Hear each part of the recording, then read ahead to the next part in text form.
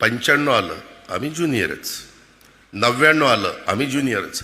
99ला तर विलासराव देशमुख, जयंतरावांना आठवत असेल, मुख्यमंत्री आघाडी करता कसं करायचं काय करायचं, त्यावेळेस पवारसाहेब, प्रफुल्ल पटेल, त्याच्यामध्ये पद्मसिंह पाटील, विजयसिंह मोहिते पाटील, त्याच्यामध्ये मधुकर पिचड आणि छगन भुजबळ, हे सगळे राष्ट्रवादीचे नेते होते.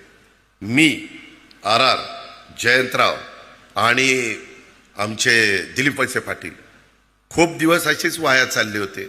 शेवटी काय करायचं तर चौघं गेलो मेट्रो सिनेमात कुठला तरी चित्रपट आपण बघत बसलो. म्हणले आता काय करायचं, हे सांगतील तसं आपण ऐकायचं. म्हणजे कुठली 90, 95, 99 आणि 3 टर्म झालेल्या होत्या आणि 2004ला आम्हाला थोडंसं विचारपूस करायला लागले. परंतु काही जण पहिल्या टर्मलाच त्यांना वाटतं की मी मोठा झालो पाहिजे, मी भाषण केलं पाहिजे. त्याच्यात आता मी आता माझ्या पक्षाचं काम करतोय, जयंतराव त्यांच्या पक्षाचं काम करतोय, पण माझ्या पक्षात कुणी काय करावं हे दुसरेच सल्ले द्यायला लागले. मला तर काही कळतच नाही काहींचं. अरे तुमचं तुम्ही बघा ना, आमचं आम्ही बघू ना, काय करायचं आणि काय नाही करायचं. मगाशी बोलत असताना काहींनी सांगितलं की बाबा दादा गावकीकडे लक्ष आहे, भावकीकडे पण लक्ष द्या.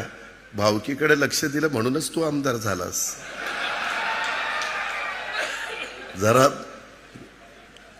जयंतराव त्याला विचारा किती मतं पडली, पोस्टल बॅलेटमध्ये आलाय आपण. त्याच्यामुळं माझ्या कुणी नादी लागू नका, तुम्ही तुमचं काम करा. मी तुम्हाला एक अक्षर बोलणार नाही. मी जयंतराव ज्यावेळेसपासून मी आमच्या महायुतीमध्ये आहे, मी कधी तुमच्या कुणावर टीका टापणी केली? काय कारण आहे? तुम्ही तुमच्या विचाराने चाललं, मी माझ्या विचाराने चाललो.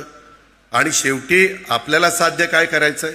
महाराष्ट्राचा सर्वांगीण विकास.